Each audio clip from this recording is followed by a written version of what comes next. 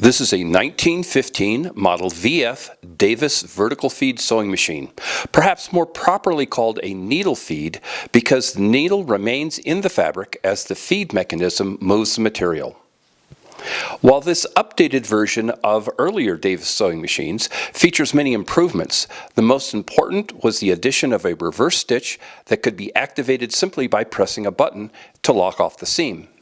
If the style of the artwork is a little hard to define, it's because the beginning of the 20th century was a period of great change.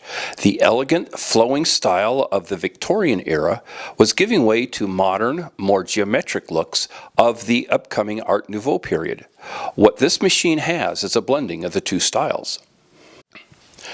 To thread, bring the thread over and around the pretensioner, down and around the main tensioner, and then up to the take-up arm. Now the manual says to just bring it straight from the lower tensioner to the take-up arm, but I found it tends to pop out of that quite often. So if you loop it around the reverse button, that seems to prevent that from happening.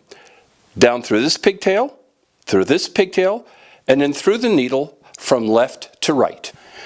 This is your stitch regulator, and around back is the lever for lifting the presser foot. There's a second lever up a little higher, which when lifted, lifts up the presser foot by a small preset and allows you to sew thicker materials.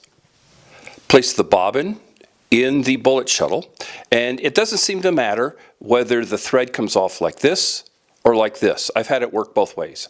Slide the thread down through this slot, pull it straight down, and then pull it out to the side so that it pops over and is on top of the little finger here. Install the shuttle, bring the thread up, and the machine is ready to go. The needle feed ensures that there's no fabric creep, even when sewing multiple layers of slippery cloth. Whether hand cranked, treadle-based, or electrified, these Davis vertical feed machines are a great addition to any collection. Our next restoration is a Singer 24 by 51 hand-cranked chain stitch machine.